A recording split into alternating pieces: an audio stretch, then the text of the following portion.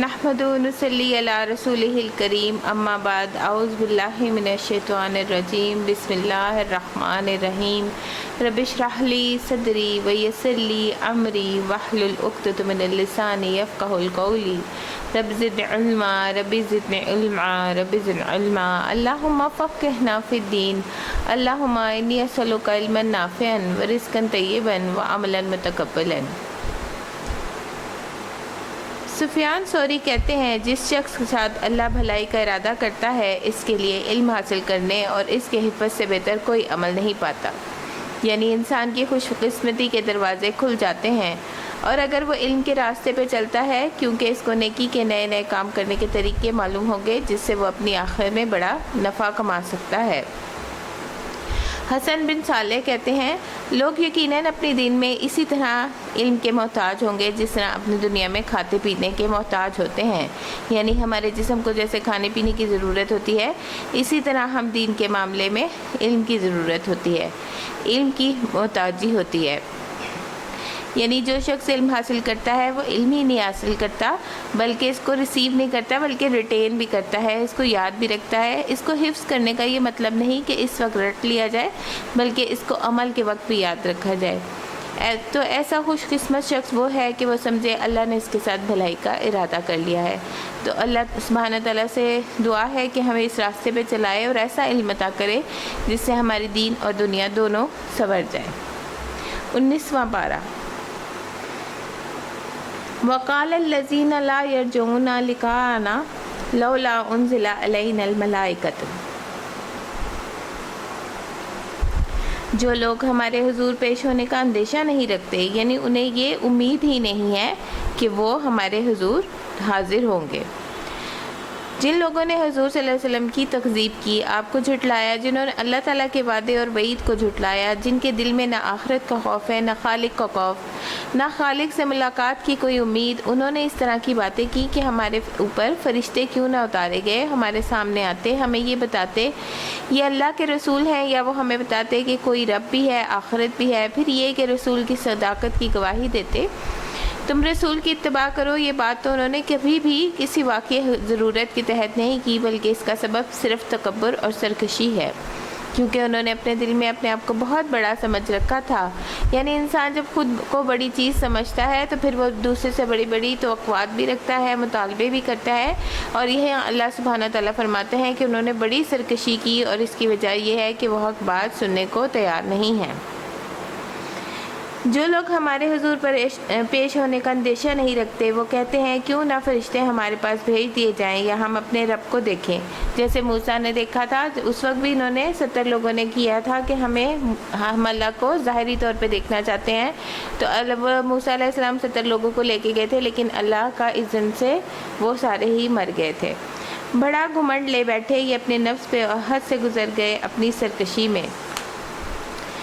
جس روز یہ فرشتوں کو دیکھیں گے وہ مجرموں کے لیے بشارت کا دن نہیں ہوگا، یعنی فرشتے کس دن آتے ہیں؟ جس دن عذاب ہوتا ہے یا موت کے وقت آتے ہیں۔ موت کے وقت جان لینے والے فرشتے تاحد نگاہ آ کر اس کے پاس بیٹھ جاتے ہیں، پھر ملک موت آتے ہیں، اس کی روح نکال کر ان فرشتوں کو دے دیتے ہیں۔ نیک ہو تو اچھے کفن میں روح کو لپیٹتے ہیں، برے انسان کے لیے گندے خلیص کفن میں لپیٹ کر ٹاٹ میں لپیٹ کر اس کو اوپر لے جاتے ہیں۔ اور دوسرا جو موقع ہے فرشتوں کو دیکھنے کا وہ قبر میں دیکھیں گے منکر نکیر کی شکل میں، اور تیسرا موقع یوم حشر میں میدان حشر میں دیکھیں گے۔ ان تینوں موقعوں پہ 2 طرح کے فرشتے ہیں، نیک لوگوں کے لیے اچھے خوبصورت شکل والے خوشخبری دینے والے فرشتے، اور برے لوگوں کے لیے مجرم لوگوں کے لیے عذاب کی وعید سنانے اور ان کی پٹائی کرنے والے فرشتے، کیونکہ مجرم لوگوں کی جب روح نکالی جاتی ہے تو فرشتے آ کر ان کو باقاعدہ ان کے چہروں اور پیٹھوں پہ مارتے ہیں، اور اسی طرح منکر نکیر بھی ان کو ماریں گے۔ قیامت کے دن بھی ان کی سخت شامت آئے گی، اس لیے انسان کو یہ نہیں سمجھنا چاہیے کہ فرشتے جو آئے ہیں تو یہ بڑی خوشی کا دن ہوگا، بلکہ یہ جس دن فرشتوں کو دیکھیں گے وہ دن ایسے مجرموں کے لیے خوشی کا دن نہ ہوگا۔ وہ پکار اٹھیں گے کہ ہم تو تم سے پناہ مانگتے ہیں، اب ہم فرشتے نہیں دیکھنا چاہتے۔ تو ابھی یہ کیا کر رہے ہیں؟ فرشتوں کا مقابلہ۔ اور اس دن کیا کہیں گے کہ کاش ہمیں فرشتے نظر نہ آئے، کیونکہ وہ اتنی خوفناک شکلوں میں ہوں گے کہ ان کی روح فنا ہو جائے گی اور وہ سمجھ لیں گے کہ اب بچنے کا کوئی راستہ نہیں ہے۔ کیونکہ ان کے ہاتھ تو پوری طرح سے قید ہو جائیں گے، اور جان نکالنے فرشتے بھی اس وقت تک نہیں ٹلیں گے جب تک جان نہ نکال لیں۔ اسی طرح قبر کے بھی حساب کتاب لینے کے وقت بھی اور آخرت میں بھی وہ چیخ اٹھیں گے کہ باخدا پناہ ہو، اور جو کچھ ان کا کیا دھرا ہے اسے لے کر ہم غبار کی طرح اڑا دیں گے۔ اور پہلے بھی یہ بات آئی کہ جو کفار کے اعمال ہیں اچھے بھی ہوں، بڑے انہوں نے نیک کمال کیے ہوں، مگر ان کی مثال ایسی ہے جیسے خاک کی طرح اڑا دیا جائے گا۔ بس وہی لوگ ہیں جنت کے مستحق، اس دن وہ اچھی جگہ ٹھہریں گے اور وہ دوپہر گزارنے کو عمدہ مقام پائیں گے۔ یعنی کچھ لوگوں کے جو اعمال ہیں وہ غبار بن جائیں گے کیونکہ انہوں نے ایمان کے بغیر کیے ہوں گے، اس لیے اس کا کوئی فائدہ نہیں ہوگا جب تک شرک کی وجہ سے ان کے سارے اعمال ضائع ہو جائیں گے۔ نبی کریم صلی اللہ علیہ وسلم نے فرمایا، میں اپنی امت کے لوگوں کو جانتا ہوں جو قیامت کے دن سفید تہامہ پہاڑوں کی مثل ڈھیروں نیکیاں لے کر آئیں گے، لیکن اللہ ان کی نیکیوں کو فضا میں پھیلے ہوئے غبار کی باریک ذروں کی طرح کر دے گا۔ چھوٹے چھوٹے دھوپ اگر روشنی کی ایک کرن نظر آ رہی ہو تو اس میں آپ خاک کے ذرے دیکھتے ہیں، اس طرح اعمال اتنے باریک باریک ذروں میں اڑا دیے جائیں گے۔ یہ کون لوگ ہوں گے؟ یہ کون ہوں گے؟ بے شک وہ تمہارے بھائی ہوں گے، یہ تمہاری نسل سے ہوں گے، رات کو تمہاری طرح قیام کریں گے، یعنی تراویح وغیرہ بھی پڑھیں گے، لیکن وہ تنہائیوں میں اللہ کے حرام کردہ امور کا ارتکاب کریں گے جن سے انہیں روکا گیا ہے۔ استغفر اللہ، یعنی حرام کام اکیلے میں کرتے ہوں گے، اور حرام کاموں میں ساری چیزیں آ جاتی ہیں، فحش، زنا، اور اسکرین پہ کچھ غلط دیکھنا، غیبت کرنا۔ اور دوپہر کو جو آرام کرنے کا جو موقع ان کو ملے گا جنت میں جا کے، وہ کیا ہے؟ اس سے پتہ چلتا ہے کہ قیلولہ کی کتنی اہمیت ہے، اور اہل جنت بھی قیلولہ کریں گے، یعنی ساری نعمتوں کو انجوائے کرتے ہوئے۔ اور اس سے کیا ہوتا ہے؟ قیلولہ وہ ہے جو سنت ہے، ایک عبادت سمجھ کے کرنا چاہیے، اس کے دنیاوی بھی بہت فائدے ہیں۔ یعنی اگر انسان قیلولہ نہیں کرتا تو رسول اکرم صلی اللہ علیہ وسلم نے فرمایا قیلولہ کرو، بے شک شیاطین قیلولہ نہیں کرتے۔ یعنی کہ اگر آپ کو نیند نہ بھی آ رہی ہو تو آپ لیٹ جائیں آنکھیں بند کر کے تاکہ وہ سنت پوری ہو جائے۔ اور قیلولہ جو ہوتا ہے وہ چند منٹ کے لیے بھی ہو سکتا ہے کہ آپ اپنے وہ سنت کو پورا کریں۔ انس رضی اللہ تعالیٰ عنہ کہتے ہیں، ہاں ام سلیم رضی اللہ تعالیٰ عنہ نبی صلی اللہ علیہ وسلم کے لیے چمڑے کا فرش بچھا دیتی، یعنی بیڈ سا لگا دیتی۔ آپ صلی اللہ علیہ وسلم ان کے ہاں چمڑے کے فرش پہ قیلولہ کیا کرتے۔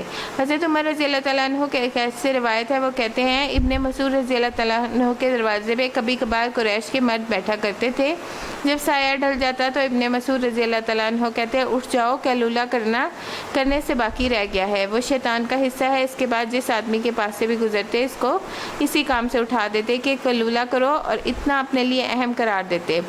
اسحاق بن عبداللہ کہتے ہیں قیلولہ کرنا نیک لوگوں کے عمل سے ہے، یہ دل کو مضبوط کرتا ہے اور رات کے قیام پر قوت دینے والا ہے، یعنی قیلولہ کرنے سے رات کا قیام آسان ہو جاتا ہے، اور وہ جنت میں جا کر بھی دوپہر کو عمدہ مقام پائیں گے گزارنے کے لیے، یعنی قیلولہ کریں گے۔ آسمان کو چیرتا ہوا ایک بادل اس روز نمودار ہوگا، اور فرشتوں کے پرے کے پرے اتار دیے جائیں گے۔ اس روز حقیقی بادشاہی صرف رحمان کی ہوگی۔ وہ منکرین حق کے لیے بڑا سخت دن ہوگا، ظالم انسان اپنے ہاتھ چبائے گا۔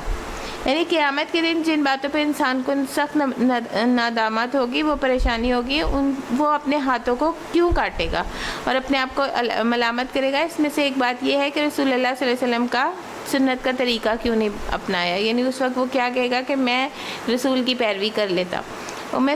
سلمہ رضی اللہ تعالیٰ عنہ سے مروی ہے، انہوں نے کہا نبی صلی اللہ علیہ وسلم نے کو ممبر پہ فرماتے ہوئے سنا، اے لوگو، جس وقت میں حوض پر تمہارا منتظر ہوں گا اور تمہارا گروہ در گروہ لایا جائے گا اور راستے میں تمہیں متفرق کر دیں گے، تو یعنی ادھر کے ادھر ہو جاؤ گے، تو میں تمہیں آوازیں دے کر کہوں گا اس راستے کی طرف آ جاؤ، تو میرے پیچھے سے ایک منادی پکار کر کہے گا انہوں نے آپ کے بعد دین کو بدل دیا تھا، اس پر میں کہوں گا یہ لوگ دور ہو جائیں، دور ہو جائیں، یعنی ان کے وضو کے نشان ایک اور حدیث میں آتا ہے دور سے چمک رہے ہوں گے، مگر جب فرشتہ پکار کے کہے گا کہ انہوں نے آپ کے دین میں کمی بیشی کر دی ہے، تو پھر آپ ان سے دوری اختیار کر لیں گے۔ یعنی جو طریقہ نبی صلی اللہ علیہ وسلم چھوڑ کے گئے ہیں، جس پہ صحابہ قائم رہے ہیں، جس کے نسلیں قائم رہی ہیں، اس طریقے کو چھوڑ کے تجدید کے نام پہ، ماڈرنزم کے نام پہ دین میں اگر تصورات ایجاد کرنا لینا جو ہے وہ سخت خطرناک طریقہ ہے۔ اور طریقہ کون سا بہتر ہے؟ جو سنت ہے۔ اور وہ کیا کہے گا؟ ظالم انسان اپنا ہاتھ چبائے گا، اور وہ کہے گا کاش میں نے رسول کا ساتھ دیا ہوتا، ہائے میری کمبختی، کاش میں نے فلاں شخص کو دوست نہ بنایا ہوتا۔ یعنی دوستوں کے ہاتھوں ہی انسان بہکتا ہے، اور دوست جو ہوتے ہیں وہ اچھے بھی ہوتے ہیں تو آپ کو نیک راہ پہ لے جاتے ہیں، برے ہوتے ہیں تو پھر وہ آپ کو یعنی کہ برائی کی طرف لے کے جاتے ہیں۔ جیسے رسول اللہ صلی اللہ علیہ وسلم نے فرمایا کہ انسان جو ہے وہ اپنے دوست کے دین پر ہوتا ہے، اس لیے تم میں سے ہر ایک کو غور کر لینا چاہیے کہ وہ کس کو اپنا دوست بنا رہا ہے۔ اور ایک اور مفہوم حدیث ہے کہ انسان اگر اچھے دوست کی مثال خوشبو کی طرح ہے کہ وہ خوشبو کی بھٹی میں سے اٹھے گا تو خوشبو لے کے اٹھے گا اپنے کپڑوں پہ اور اپنے آپ میں، اور اگر کوئلے کی کان سے برے دوست کی مثال اس طرح ہے کہ کوئلے کی کان سے اٹھے گا تو وہ اپنے کپڑوں پہ جو ہے کالک اور دھواں لے کے اٹھے گا۔ تو فلاں شخص کو اس دن اس کو ریگریٹ ہوگا کہ میں نے دوست نہ بنایا ہوتا ہے، یعنی اس کا تعلق قلبی ہوتا ہے۔ اور جو ہے وہ نیک صحبت جو ہوتی ہے نا، انسان اپنی صحبت سے پہچانا جاتا ہے۔ اس کے بہکائے میں آ کر میں نے وہ نصیحت نہ مانی جو میرے پاس آئی تھی، اور شیطان انسان کے حق میں بڑا ہی بے وفا نکلا۔ رسول کہے گا اے میرے رب، میری قوم کے لوگوں نے اس قرآن کو نشانہ تضحیک بنا لیا تھا۔ تضحیک بنانا کیا ہوتا ہے؟ یعنی مذاق کی جگہ پر رکھا، چھوڑ دیا۔ ایک علماء کا قول ہے کہ ہر مسلمان جو اپنے رب کے سامنے کھڑے ہونے سے ڈرتا ہے، اسے چاہیے کہ اس آیت کریمہ میں غور کرے، اس میں بار بار گہری نظر سے دیکھے تاکہ وہ اپنے نفس کے لیے عظیم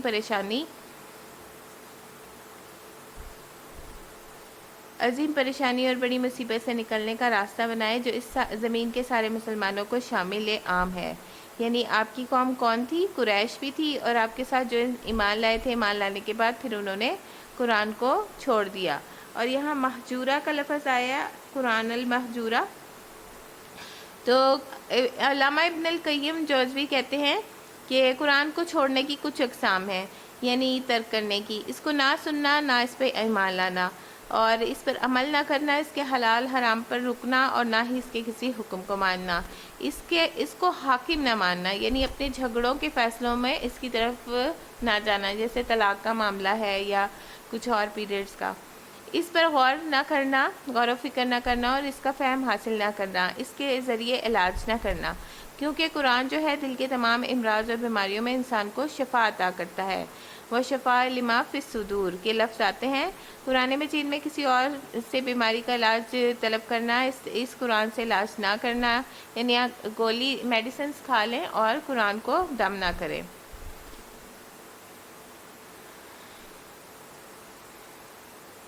اے محمد صلی اللہ علیہ وسلم، ہم اسی طرح مجرموں کو ہر نبی کا دشمن بنایا ہے، اور تمہارے لیے رب کی رہنمائی ہی مدد کو کافی ہے۔ یعنی کہ جو بڑے ہوتے ہیں وہ قریش کے، ان کے پاس شیطان آ گیا ہے تو وہ شیطان کے ساتھی ہیں تو وہ آپ کے دشمن بن گئے ہیں۔ منکرین کہتے ہیں اس شخص پہ سارا قرآن جو ہے وہ ایک ہی وقت میں کیوں نہ اتارا گیا، یعنی تھوڑا تھوڑا کر کے اتارا ہے، کیونکہ انسان کی زندگی میں انسان کے اندر ہر روز ایک نئی تبدیلی آتی ہے۔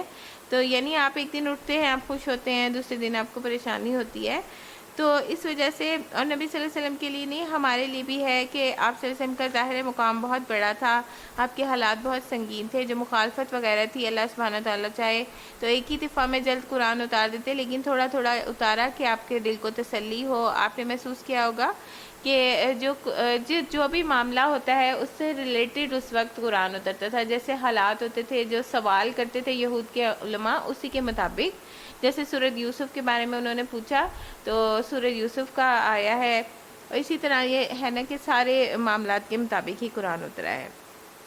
ہاں، یہ ایسا اس لیے کیا گیا کہ اس کو اچھی طرح ہم تمہارے ذہن نشین کرا دیں تاکہ آپ کو اچھے سے یاد ہو جائے، اور اسی غرض کے لیے کہ ہم نے اس کو ایک خاص ترتیب کے ساتھ الگ الگ اجزاء کی شکل دی ہے۔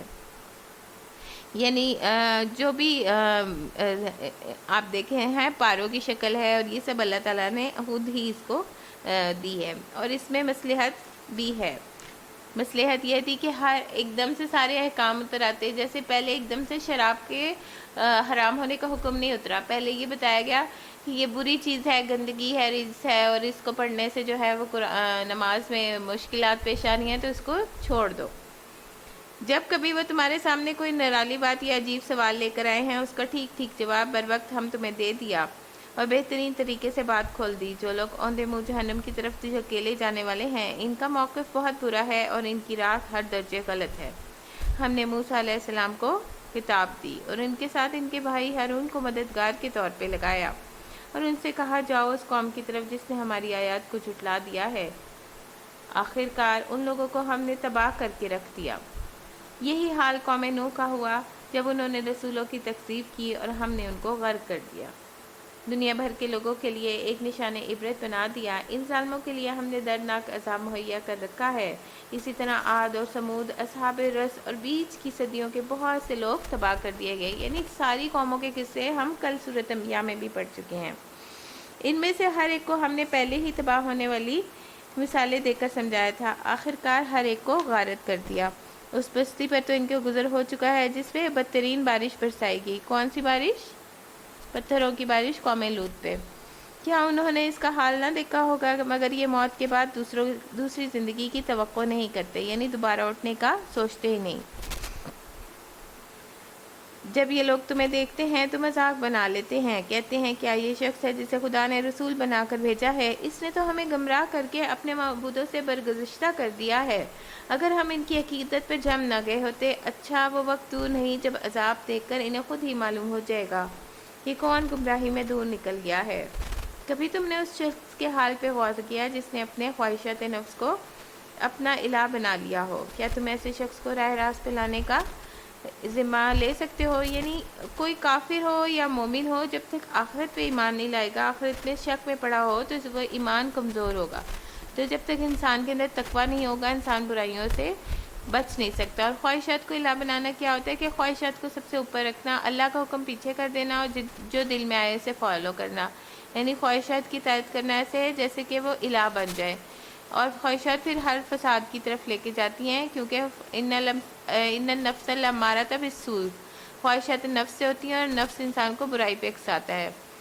خواہشات کی پیروی ہی گمراہی کا باعث ہے۔ فرمایا سورۃ صاد میں آیت نمبر 26، خواہشات نفس کی پیروی نہ کرنا اور یہ تمہیں بات اللہ کی راہ سے بھٹکا دے گی، اور بھٹکتے ہوئے انسان کہاں گر جاتا ہے؟ جہنم میں۔ نبی کریم صلی اللہ علیہ وسلم نے فرمایا کتنے ہی لوگ ایسے ہیں جو اپنی خواہشات نفس کو پورا کرنے میں لگ جاتے ہیں اور ان کے لیے قیامت کے دن آگ کے سوا کچھ بھی نہیں ہے۔ یعنی کہ آپ سارے اعمال کریں اور اللہ کے حکم کی عدولی کریں۔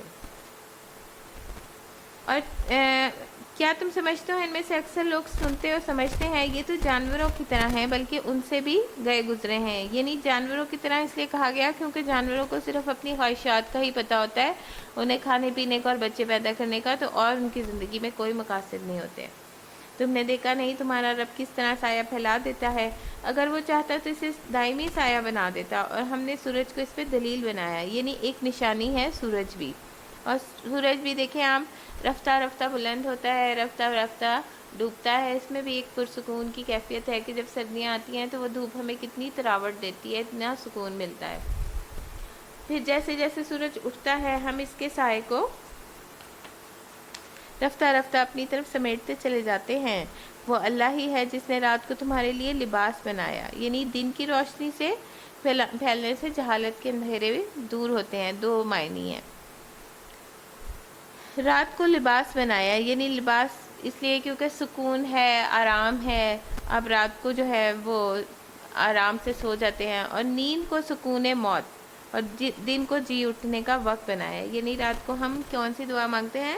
الحمدللہ الذی اطعمنا وسقانا وجعلنا من المسلمین، یعنی کہ ہم ایک تو کھانے پینے پہ شکر ادا کرتے ہیں، شکر ادا کر کے سوتے ہیں، اور پھر یہ ہے کہ نیند جو ہے وہ موت کی بہن ہے، پھر ہم جلدی اٹھ جاتے ہیں۔ الحمدللہ الذی احیانا بعد ما اماتنا والیہ النشور، اور وہی ہے جو اپنی رحمت کے آگے آگے ہواؤں کو بشارت بنا کے بھیجتا ہے۔ بشارت کس چیز کی ہوتی ہے؟ کہ اس میں ایسے پولنز ہوتے ہیں جو ہوائیں جو ہوتی ہیں وہ زرخیز ہوتی ہیں، جب وہ جاتی ہیں تو پولنز کو لے کے جاتی ہیں، پھول کھلتے ہیں، گندم کے لیے اچھی ہوتی ہے، مطلب اس میں بڑی زرخیزی ہے۔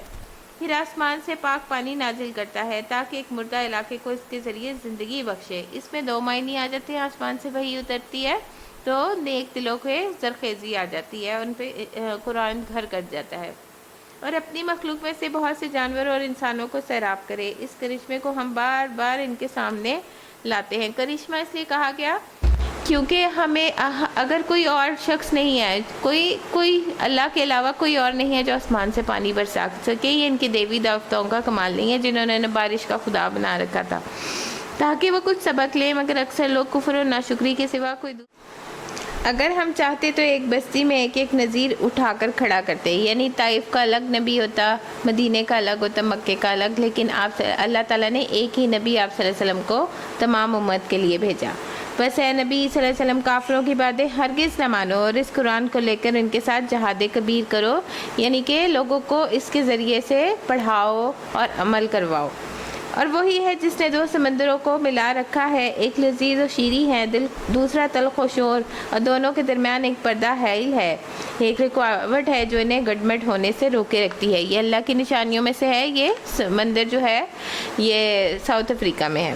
اور وہی ہے جس نے پانی سے ایک بشر پیدا کیا، یعنی بوند جو تھی وہ پہلے پانی ہی کی تھی، اور پہلے بھی ہم نے پڑھا کہ ہم نے ہر جاندار کو پانی سے پیدا کیا، پھر اس سے نسب کے اور سسرال کے دو الگ سلسلے چلائے، یعنی ایک سسرال ایک میکا۔ تیرا رب بڑا ہی قدرت والا ہے۔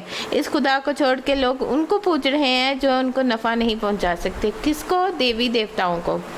نہ نقصان، اور اوپر سے مزید یہ کہ کافر اپنے رب کے مقابلے میں ہر باغی کا مددگار بنا ہوا ہے، یعنی اس کا، ہر منافق کا جو دین کے کام سے اگلے کو روک رہا ہے۔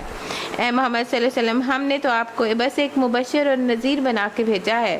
مبشر اس لیے کہ وہ خوشخبری دیتے ہیں جنت کی، اور نذیر اس لیے کہ وہ ڈراتے ہیں جہنم کی آگ سے۔ تو 3 دفعہ جو ہے اگر دعا مانگی جائے کہ جہنم کی آگ سے چھٹکارے کی، اللہم اجرنا من النار، تو جہنم جو ہوتی ہے وہ خود کہتی ہے اللہ پاک اس کو آگ سے چھٹکارا دیتے۔ ان سے کہہ دو کہ میں اس کام پر تم سے کوئی اجرت نہیں مانگتا، میری اجرت تو بس یہی کافی ہے کہ جس کا جی چاہے وہ اپنے رب کی طرف راستہ بنا لے۔ اے محمد صلی اللہ علیہ وسلم، اس خدا پہ بھروسہ رکھیے جو زندہ ہے، حی الذی لا یموت، اور وہ کبھی مرنے والا نہیں۔ اس کی حمد کے ساتھ اس کی تسبیح کرے، اپنے بندوں کے گناہوں سے بس اس کا باخبر ہونا ہی کافی ہے۔ الذی خلق السماوات والارض وما بینہما فی 6 ایام، اور جس نے 6 دنوں میں زمین اور آسمان اور اس کی ساری چیزوں کو بنا کے رکھ دیا جو آسمان و زمین کے درمیان ہے، اور 6 دن، آپ کو کیا پتا اللہ کا ایک دن کی مقدار کتنی ہے؟ ہم تو کچھ جانتے ہی نہیں، کہ کہا جاتا ہے کہ ایک دن 50,000 سال کے برابر ہے۔ پھر آپ ہی کائنات کے تخت سلطنت پہ جلوہ افروز ہوا، اور اس کا تخت، اس کی کرسی کتنی بڑی ہے جتنی زمین آسمان کی چوڑائی ہے۔ رحمان، اس کی شان بس کسی جاننے والے سے پوچھو۔ جب ان لوگوں سے کہا جاتا ہے اس رحمان کو سجدہ کرو تو وہ کہتے ہیں رحمان کیا ہوتا ہے؟ بس جس سے تو کہتے ہم اسے ہی سجدہ کرتے پھریں۔ یہ دعوت ان کی نفرت میں الٹا اضافہ کر دیتی ہے، یعنی اللہ اس قرآن کے ذریعوں کو بہتوں کو ہدایت دیتا ہے اور بہتوں کو گمراہ کر دیتا ہے۔ بڑا متبرک ہے جس نے آسمان میں برج بنائے۔ برج کیا ہوتے ہیں؟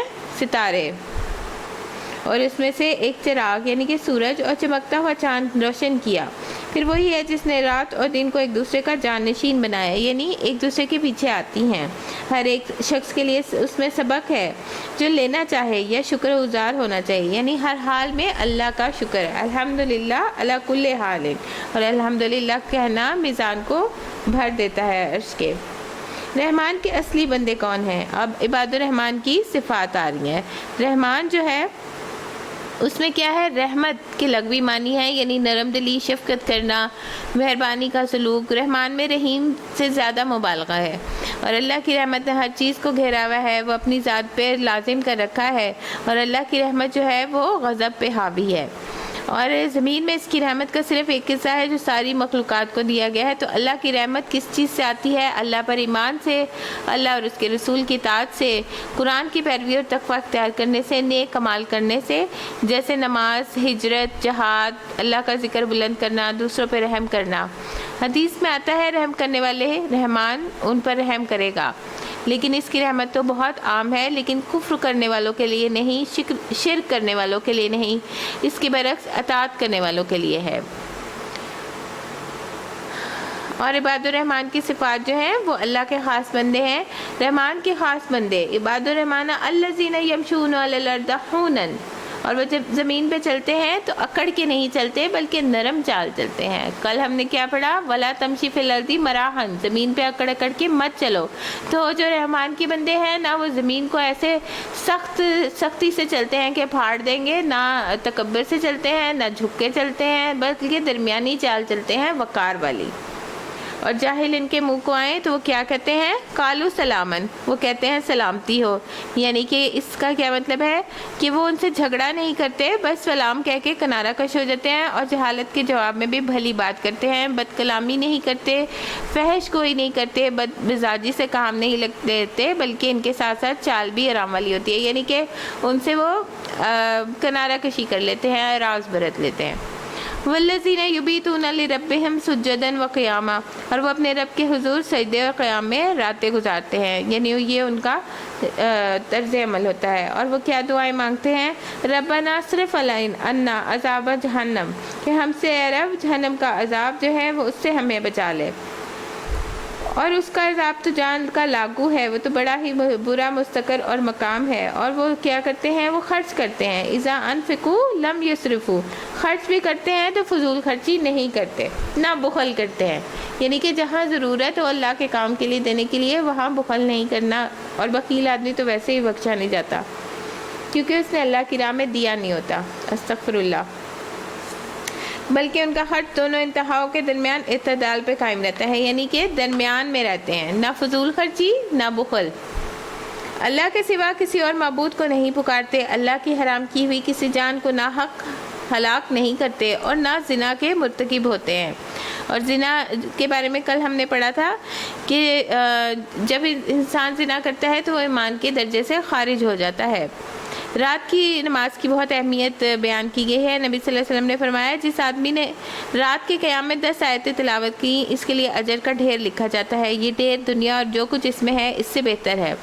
نبی صلی اللہ علیہ وسلم نے فرمایا فرض نمازوں کے بعد سب سے فضیلت والی نماز رات کی نماز ہے، یعنی تہجد کی. نبی کریم صلی اللہ علیہ وسلم نے فرمایا سلام پھیلاؤ، اچھی گفتگو کرو، صلہ رحمی کرو. راتوں کو جب لوگ سو رہے ہوں تو تم قیام کرو، تم سلامتی کے ساتھ جنت میں داخل ہو جاؤ گے. کیونکہ عذاب جو ہے وہ ٹلنے والا نہیں ہے، اس کی گرمی کم نہیں ہونی، اس لیے جو ہے وہ گرمی سے اس کی پناہ مانگتے ہیں جہنم سے.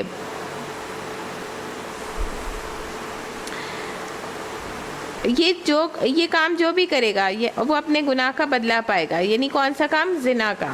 قیامت کے روز اس کو مقرر عذاب دیا جائے گا، یعنی 2 بار عذاب دیا جائے گا. رسول اللہ صلی اللہ علیہ وسلم نے فرمایا اللہ سے جہنم کے عذاب کی پناہ مانگا کرو، یعنی اس سے بچنے کی. نبی کریم صلی اللہ علیہ وسلم نے فرمایا جو شخص 3 مرتبہ جہنم سے پناہ مانگ لے تو جہنم خود کہتی ہے اے اللہ اس بندے کو مجھ سے بچا لے.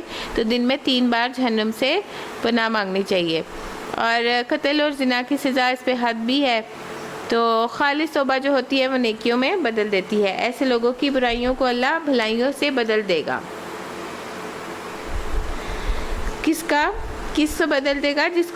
جو لوگ کیا کریں گے. اور 2 بار جو ہے کس کو عذاب دیا جائے گا؟ جو زنا کرے گا، اور وہ اس میں ہمیشہ ذلت کے ساتھ پڑا رہے گا، الا یہ کہ ان کے گناہوں کے بعد توبہ کر چکا ہو اور ایمان لا کے عمل صالح کرنے لگا. ایمان لانا اس لیے کہا گیا کہ وہ جب زنا کرے گا تو ایمان سے خارج ہو جائے گا. تو اس بعض اعمال ایسے ہوتے ہیں برے اعمال کہ ان کو کرنے کے بعد توبہ بھی کرنی چاہیے اور دوبارہ سے تجدید ایمان کرنا چاہیے. ایسے لوگوں کی برائیوں کو اللہ بھلائیوں سے بدل دے گا. یعنی اللہ چاہے تو توبہ کرنے والوں کی برائیوں کو بھلائیوں میں بدل دے. وہ بڑا غفور الرحیم ہے. جو شخص توبہ کر کے نیک عملی اختیار کرتا ہے وہ تو اللہ کی طرف پلٹ آتا ہے جیسے کہ پلٹنے کا حق ہے. رسول اللہ صلی اللہ علیہ وسلم نے فرمایا اس شخص کی مثال جو برائیوں کرنے کے بعد نیکیاں کرتا ہے اس آدمی کی طرح ہے جس پہ تنگ زرہ ہو، جس سے اس کا گلا گھٹ رہا ہو. آدمی جب نیکی کرتا ہے تو اس کا کڑا ٹوٹ جاتا ہے، پھر جب دوسری نیکی کرتا ہے تو اس کا دوسرا کڑا ٹوٹ جاتا ہے، یہاں تک کہ زرہ ٹوٹ ٹوٹ کر زمین پر آ جاتی ہے. یعنی گناہ وہ ہے جو انسان کو جکڑ لیتا ہے، دل کو بھی پکڑ لیتا ہے. تو جب نیکی کرے گا تو اس کا زرہ جو ہے وہ کھل جاتی ہے. اور ویسے بھی کہا گیا کہ جو ہے نیکیاں برائیوں کو دور کر دیتی ہیں. اور جو ہے رحمان کے بندے کون ہیں؟ لا یشہدون الزور، وہ جھوٹ کے گواہ نہیں بنتے، یعنی جھوٹی گواہی نہیں دیتے. اور لغو چیز سے ان کا گزر ہو جائے تو شریف آدمیوں کی طرح سے گزر جاتے ہیں. یعنی لغو فحش سے اگر ان کا گزر ہو جائے تو وہ ایسی مجلسوں سے اعراض پہ رہتے ہیں، بری باتوں میں شامل نہیں ہوتے، بلکہ ان کے اندر حیا ہوتی ہے، ایسی مجلسوں میں بھی نہیں جاتے۔ ابن القیم کہتے ہیں کہ اللہ سبحانہ وتعالیٰ عباد الرحمن کی اس بات پہ تعریف فرمائی ہے کہ جھوٹی مجلسوں میں وہ جانا چھوڑ دیتے ہیں۔ پھر ان کا کیا حال ہوگا جو جھوٹ بولے اور اس پہ عمل کرے، اس کی کیسی پکڑ ہوگی۔ جو جھوٹ سے نہ بچے اس کا روزہ بھی قبول نہیں ہوتا۔ رسول اللہ صلی اللہ علیہ وسلم نے فرمایا جو شخص جھوٹی بات کرنا اور اس پہ عمل کرنا اور جہالت کی باتوں کو نہیں چھوڑتا، اللہ کو اس کے روزے کی ضرورت نہیں کہ وہ کھانا پینا چھوڑ دے۔ اور رب کی آیات سن کر کون نہیں پلٹتے؟ جنہیں اگر رب کی آیات سنا کر نصیحت کی جاتی ہے تو وہ اس پر اندھے اور بہرے بن کر نہیں رہ جاتے، جو دعائیں مانگتے ہیں کہ اے ہمارے رب ہمیں اپنی بیویوں سے، اولاد سے آنکھوں کی ٹھنڈک دے اور ہم کو پرہیزگاروں کا امام بنا۔ ربنا ہب لنا من ازواجنا و ذریاتنا قرۃ اعین واجعلنا للمتقین اماما۔ اور یہ بہترین دعا ہے کہ ازواج جو ہے وہ شوہر اور بیوی دونوں ایک دوسرے کے ہیں، تو وہ جب آپ ان کو دیکھیں تو آپ آنکھوں کی وہ آپ کی ٹھنڈک ہو۔ تو قریظی کہتے ہیں کہ مومن کی آنکھ کو اس سے بڑھ کر ٹھنڈک کرنے والی کوئی چیز نہیں کہ وہ اپنی بیوی اور اولاد کو اللہ کا مطیع فرمان بنا دیکھے۔ تو جب بچے نیکی کا کام کرتے ہیں تو آپ کو سب سے زیادہ خوشی ہوتی ہے۔ ازواج کا لفظ جو ہے وہ بیوی کے لیے آیا ہے اور شوہر کے لیے بھی آیا ہے، یعنی کہ ساتھی کے لیے آیا ہے۔ تو ازواج جو ہے وہ اچھا اگر نیکی پر ہوگا، نیکی کا انسان کام کرتا ہے، اچھا کام کرتا ہے، تو ہمارا دن کا جو بڑا حصہ گزرتا ہے یا اللہ پھر وہ کیا ہوتا ہے کہ اس سے ہمارے آنکھوں کی ٹھنڈک بن جاتے ہیں۔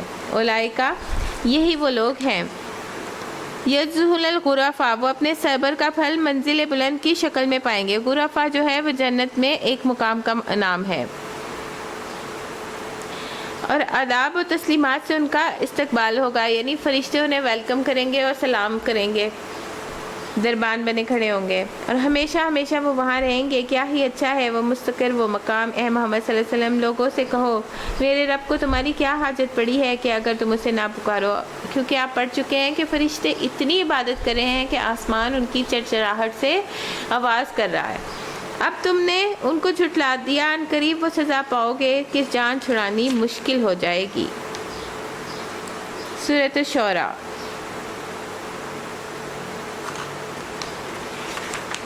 بسم اللہ الرحمن الرحیم۔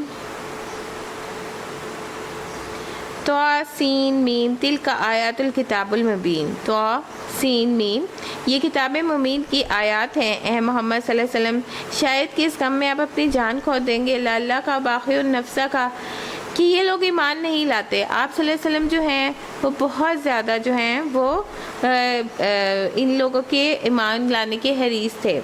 ہم چاہیں تو آسمان سے ان پر ایسی نشانی نازل کر سکتے ہیں کہ ان کی گردنیں اس کے آگے جھک جائیں، اور ان لوگوں کے پاس رحمان کے ساتھ کی طرف سے جو نصیحت آتی ہے یہ اس سے منہ موڑ لیتے ہیں، یعنی کہ جو نصیحت بھی آئے انہوں نے مان کے نہیں دینا، انہوں نے قبول نہیں کرنا، سن کے نہیں دیتے، تو پھر کہتے ہیں ہمارے کانوں میں گرانی ہے۔ اب کہ یہ جھٹلا چکے ہیں، ان قریب اس چیز کو حقیقت مختلف طریقوں سے معلوم ہو جائے گی جس کا یہ مذاق اڑاتے رہے ہیں، یعنی قیامت کا مذاق اڑا رہے ہیں۔ اور کیا انہوں نے کبھی زمین پہ نگاہ نہیں ڈالی؟ ہم نے کتنی کثیر تعداد میں ہر طرح کی عمدہ نباتات پیدا کی ہیں، یعنی آپ دیکھیں عمدہ نباتات ہیں، کیلے ہیں، فروٹس ہیں، طرح طرح کے۔ اس میں یقیناً ایک نشانی ہے، ان میں سے اکثر ماننے والے نہیں، جس نے نہیں ماننا جو ہر دھرم ہے اس نے نہیں ماننا۔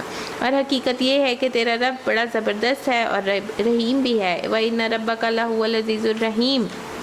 اور انہیں اس وقت کا قصہ سنا جب کہ تمہارے رب نے موسیٰ کو پکارا، ظالم قوم کے پاس جا، فرعون کی قوم کے پاس، کیا وہ ڈرتے نہیں ہیں؟ اس نے عرض کیا اے میرے رب مجھے خوف ہے کہ وہ مجھے جھٹلا دیں گے، میرا سینہ گھٹتا ہے اور میری زبان نہیں چلتی۔ زبان میں لکنت تھی اور اس لیے سینہ گھٹ رہا تھا کہ وہاں ایک قبطی بندے کو مار رہے تھے، مکہ مارا تھا، وہ مر گیا تھا۔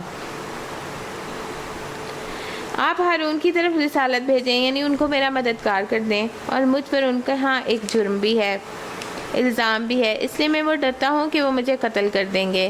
اور وہی بات کی فرمایا ہرگز نہیں، تم دونوں جاؤ ہماری نشانیاں لے کے، ہم تمہارے ساتھ سب کچھ سنتے ہیں۔ فرعون کے پاس جاؤ اور اس سے کہو ہم کو رب العالمین نے اس لیے بھیجا ہے کہ بنی اسرائیل کو ہمارے ساتھ جانے دے۔ فرعون نے کہا کیا ہم نے تجھ کو اپنے ہاں بچہ سا نہیں پالا تھا؟ کیونکہ حضرت موسیٰ نے جو تھا ان کے گھر میں پرورش پائی تھی۔ تو نے اپنے عمر کے کئی سال ہمارے ہاں گزارے، اس کے بعد جو کر گیا یعنی کہ بندہ مر گیا تھا اور اتفاقی طور پہ حادثاتی طور پہ مر گیا تھا، تو بڑا احسان فروش آدمی ہے۔ موسیٰ علیہ السلام نے جواب دیا اس وقت وہ کام میں نے نادانستگی میں کر دیا تھا، پھر میں تمہارے خوف سے بھاگ گیا۔ اس کے بعد میرے رب نے مجھ کو حکم یعنی نبوت عطا کی تو مجھے رسولوں میں شامل فرمایا۔ رہا تیرا جو احسان جو تو نے مجھ پہ جتایا ہے، تو اس کی حقیقت یہ ہے کہ تو نے بنی اسرائیل کو غلام بنا لیا تھا۔ یعنی موسیٰ علیہ السلام اتنے قوی اور اولو العزم پیغمبر تھے کہ اس کام کے لیے ابھی اپنے آپ کو مشکل میں پاتے تھے کہ وہ یہ کہتے تھے کہ جب یہ والا بات ہے اس وجہ سے مجھے میرا مددگار ایک تو بنا دے۔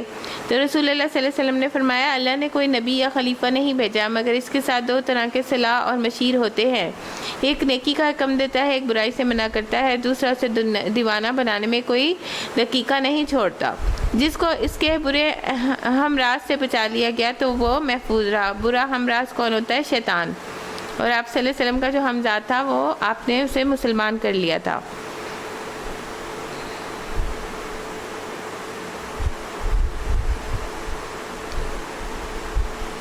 رہا تیرا جو احسان جو تو نے مجھ پہ جتایا ہے، اس کی حقیقت یہ ہے کہ تو نے بنی اسرائیل کو غلام بنا لیا تھا۔ یعنی کہ ایک روایت میں آتا ہے تین طرح نبی صلی اللہ علیہ وسلم نے فرمایا تین قسم کے افراد کی نہ فرضی عبادت قبول ہوگی نہ نفلی، نافرمان لوگ، بدسلوک، احسان جتانے والا، تقدیر کو جھٹلانے والا۔ اسی طرح آپ صلی اللہ علیہ وسلم نے فرمایا یہ لوگ جنت سے محروم ہیں۔ یعنی کر کے احسان جتلا رہا ہے نا فرعون کہ میں نے تمہیں پالا نہیں تھا، تو میرے ہاں رہتے نہیں تھے، تو احسان جتلانے سے آپ کی نیکی بھی ضائع ہوتی ہے اور جو ہے عبادت بھی قبول نہیں ہوگی۔ احسان جتلانے والا، نافرمان، بدسلوک اور تقدیر کو جھٹلانے والا۔ اسی طرح آپ صلی اللہ علیہ وسلم نے فرمایا یہ لوگ جنت سے محروم ہیں، احسان جتلانے والا، ماں باپ کا نافرمان اور عادی شرابی۔ تو اللہ تعالیٰ ان برائیوں سے محفوظ رکھے۔ اور فرعون نے جو ہے وہ اس لیے احسان جتایا تھا کہ وہ ماننا نہیں چاہتا تھا۔ فرعون نے کہا یہ رب العالمین کیا ہوتا ہے؟ یعنی مذاق اڑا رہا ہے، ہر بات پہ کرٹیسائز۔ موسیٰ نے جواب دیا آسمانوں اور زمین کا رب، ان سب چیزوں کا رب جو آسمان اور زمین کے درمیان ہے، اگر تم یقین لانے والے ہو، یعنی ذرے کو کمال تک پہنچانے والا۔ فرعون نے اپنے گرد و پیش کے لوگوں سے کہا سنتے ہو؟ موسیٰ نے کہا تمہارا رب بھی اور تمہارے ان آباء و اجداد کا رب بھی جو گزر چکے ہیں۔ فرعون نے حاضرین سے کہا تمہارے یہ رسول صاحب جو تمہاری طرف بھیجے ہیں بالکل ہی پاگل معلوم ہوتے ہیں، مجنون۔ موسیٰ نے کہا مشرق و مغرب اور جو کچھ ان کے درمیان ہے سب کا رب، اگر آپ لوگ کچھ عقل رکھتے ہیں۔ فرعون نے کہا اگر تو نے میرے سوا کسی اور کو معبود مانا تو تجھے بھی ان لوگوں میں شامل کر دوں گا جو قید خانوں میں پڑے سڑ رہے ہیں۔ وہ اپنے آپ کو رب کہلواتا تھا، اور حضرت آسیہ کے منہ سے بھی اللہ نکل گیا تھا، تو ان کی بیٹی نے کہا کہ کیا تم میرے باپ کو رب نہیں مانتی ہو؟ اس بات پہ انہیں سزا دی گئی تھی۔ موسیٰ نے کہا اگرچہ میں لے آؤں تیرے سامنے ایک صریح چیز۔ فرعون نے کہا اچھا تو لے آ، اگر سچا ہے۔ اس کی زبان سے یہ بات نکلتے ہی موسیٰ علیہ السلام نے اپنا عصا پھینکا، یکایک وہ ایک صریح اژدہا تھا، پھر اس نے اپنا ہاتھ بغل سے کھینچا، سب کے دیکھنے والوں کے سامنے وہ چمک رہا تھا۔ فرعون اپنے گرد و پیش کے سرداروں سے بولا یہ شخص تو یقیناً ایک ماہر جادوگر ہے، چاہتا ہے کہ اپنے جادو کے زور سے تم کو تمہارے ملک سے نکال دے۔ اب بتاؤ تم کیا حکم دیتے ہو؟ حالانکہ وہ تو کہہ رہے تھے بنی اسرائیل کو میرے ساتھ جانے دو، وہ تو زمین نہیں مانگ رہے تھے۔ انہوں نے کہا اس کو اور اس کے بھائی کو روک لیجیے اور شہروں میں ہرکارے بھیج دیجیے اور ہر سیانے جادوگر کو آپ کے پاس لے آئیں۔ چنانچہ ایک روز مقرر وقت پر جادوگر اکٹھے کر لیے گئے اور لوگوں سے کہا کیا تم اجتماع میں چلو گے؟ شاید کہ وہ جادوگروں کے دین پر ہی رہ جائیں اگر غالب رہے۔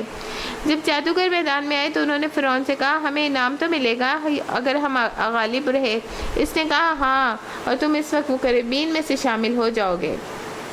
موسیٰ نے کہا پھینکو جب تمہیں پھینکنا ہے۔ انہوں نے فوراً اپنی رسیاں اور لاٹھیاں پھینک دی فرعون اور بولے فرعون کے اقبال سے ہم ہی غالب رہیں گے۔ پھر موسیٰ علیہ السلام نے اپنا عصا پھینکا تو یکایک ان کے جھوٹے کرشموں کو ہڑپ کرتا چلا گیا۔ اس پہ سارے جادوگر بے اختیار سجدے میں گر پڑے اور بول اٹھے مان گئے ہم رب العالمین کو۔ قالوا آمنا برب العالمین رب موسیٰ و ہارون۔ قال آمنتم لہ قبل ان آذن لکم، کہ میں نے تمہیں ابھی حکم نہیں دیا تھا کہا اور تم جو ہو وہ میری اس سے پہلے ہی اجازت سے پہلے ہی مان لے آئے. تمہارا بڑا یہ ہے جس نے تمہیں جادو سکھایا ہے. اچھا ابھی تمہیں معلوم ہوا جاتا ہے. میں تمہارے ہاتھ پاؤں مختلف سمتوں سے کٹواؤں گا اور تم سب کو سولی چڑھا دوں گا. انہوں نے جواب دیا کچھ پرواہ نہیں, ہم اپنے رب کے حضور پہنچ جائیں گے اور ہمیں توقع ہے کہ ہمارا رب ہمارے گناہ معاف کرے گا کیونکہ سب سے پہلے ایمان لائے ہیں. یعنی اب ایمان لے آئے تو وہ پلٹنے والے نہیں. ہم نے موسیٰ کو وحی بھیجی کہ راتوں رات میرے بندوں کو لے کے نکل جاؤ.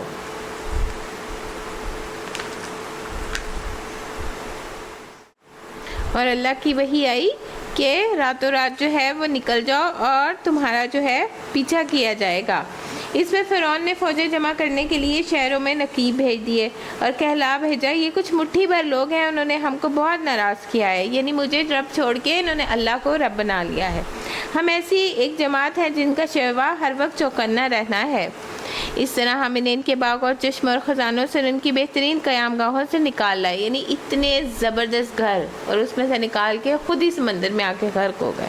یہ تو وہ ہوا ان کے ساتھ, اور دوسری طرف بنی اسرائیل کو ہم نے ان چیزوں کا وارث کر دیا. صبح ہوتے ہی یہ لوگ ان کے تعاقب میں چل پڑے. جب دونوں گروہوں کا آمنا سامنا ہوا تو موسیٰ کے ساتھی چیخ اٹھے ہم تو پکڑے گئے. موسیٰ کے جو قوم تھی نا وہ بہت ہی بے صبری قوم تھی. موسیٰ علیہ السلام نے کہا ہرگز نہیں, میرے ساتھ میرا رب ہے. اور وہی بات کہی جو حضرت محمد صلی اللہ علیہ وسلم نے حضرت ابو بکر سے کہی تھی کہ لا تحزن ان اللہ معنا, غار ثور میں, کہ غم نہ کرو اللہ ہمارے ساتھ ہے. ہم نے موسیٰ کو وحی کے ذریعے سے حکم دیا کہ مار اپنا سا سمندر پہ. یہ کہ سمندر پھٹ گیا. یعنی پیچھے سے فرعون کی قوم آ گئی تھی اور آگے سمندر تھا, اور یہ ریڈ سی ہے, بحر احمر, اور اس کا ہر ٹکڑا ایک عظیم و شان پہاڑ کی طرح ہو گیا. یعنی کھڑا ہو گیا, پہاڑ کی طرح اسٹیل ہو گیا. اس جگہ ہم دوسرے گروہ کو بھی قریب لائے. پیچھے سے فرعون کی قوم بھی آ گئی اور موسیٰ علیہ السلام اور ان لوگوں کو جو ان کے ساتھ تھے ہم نے بچا لیا اور دوسروں کو یعنی فرعون کی قوم کو غرق کر دیا. اس واقعے میں ایک نشانی ہے مگر ان لوگوں میں سے اکثر ماننے والے نہیں. وما کانا اکثرہم مؤمنون, اور کچھ لوگ جو ہیں حقیقت میں یہ ہے کہ تیرا رب زبردست بھی ہے اور رحیم بھی ہے. اور انہیں ابراہیم کا قصہ سناؤ جب اس نے اپنے باپ اور اپنی قوم سے پوچھا تھا کہ یہ کیا چیزیں ہیں جن کو تم پوچھتے ہو. انہوں نے جواب دیا کچھ بت ہیں جن کی ہم پوجا کرتے ہیں اور انہی کی خدمت پہ ہم لگے رہتے ہیں. اس سے پوچھا کیا یہ تمہاری سنتے ہیں جب تم انہیں پکارتے ہو یا کچھ تمہیں نفع نقصان پہنچاتے ہیں؟ انہوں نے جواب دیا نہیں, بلکہ ہم نے اپنے باپ دادوں کو ایسے ہی کرتے پایا ہے. اس پر ابراہیم نے کہا کبھی تم نے آنکھیں کھول کے ان کی چیزوں کو دیکھا ہے جن کی بندگی تم اور تمہارے پچھلے باپ دادا بجا لاتے ہیں؟ یہ سب تو میرے دشمن ہیں بجز ایک رب العالمین کے. جس نے مجھے پیدا کیا وہی میری رہنمائی کرتا ہے, وہی مجھے کھلاتا ہے اور پلاتا ہے, اور جب میں بیمار ہو جاتا ہوں تو وہی مجھے شفا دیتا ہے, وہی مجھے موت دے گا اور مجھے دوبارہ زندگی بخشے گا, اور جس سے میں امید رکھتا ہوں کہ روز جزا میں وہ میری خطا معاف فرما دے گا. اس کے بعد ابراہیم نے دعا کی ربی حبلی حکمن, اے رب مجھے حکم عطا کر, یعنی دنائی کی باتیں, الحقنی بالصالحین, اور مجھے جب صالحوں کے ساتھ اٹھا, یعنی کہ جب میں مروں تو نیک لوگوں کے ساتھ اٹھایا, اور میرے بعد کے آنے والوں کو مجھ کو سچی ناموری عطا کر اور جنت نعیم کے وارثوں میں شامل کر, اور میرے ماں باپ کو معاف کر دے, میرے باپ کو معاف کر دے, بے شک وہ گمراہ لوگوں میں سے ہے, اور مجھے اس دن رسوا نہ کرنا جب یہ سب لوگ زندہ کر کے اٹھائے جائیں گے. تو ان کی یہ دعا کی وجہ سے اللہ تعالیٰ نے ان سے کہا کہ ابراہیم ہم تمہیں اس دن رسوا نہیں کریں گے جس دن سب لوگ دوبارہ اٹھائے جائیں گے, اور ذرا اپنے پیروں کی طرف دیکھ تو وہ جو ان کا باپ ہوگا نا اسے کالا بچھو بنا کر لایا جائے گا اور وہ جہنم میں جا پڑے گا. یعنی کہ وہ حضرت ابراہیم کو شرمندہ نہیں ہونے دیں گے اللہ پاک, جبکہ نہ کوئی مالی فائدہ رہے گا نہ اولاد, بجز اس کے کہ کوئی شخص قلب سلیم کے لیے ہوئے آئے. اور قلب سلیم کیا ہوتا ہے؟ قلب سلیم کے لیے وہ اللہ کے حضور حاضر ہو. قلب سلیم وہ ہوتا ہے یعنی خالص دل جس میں نہ کوئی تکبر ہو اور نہ اس میں کوئی جو ہو وہ سخت بات ہو.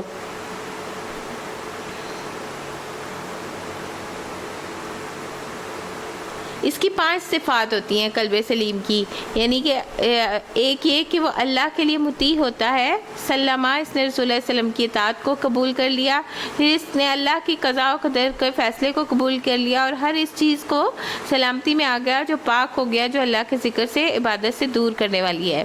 اس نے اللہ کے دوستوں سے صلح کر دی اور اللہ کے دشمنوں سے دشمنی کر لی۔ یہ ہیں صفات اور یہ علماء نے بیان کی ہیں۔ تو سلامت دن کی 5 صفات ہیں، جس کے اندر یہ 5 کوالٹیز ہوں گی، اس کا دل قلب سلیم ہوگا، قلب سلیم سے نجات کا باعث ہوگا۔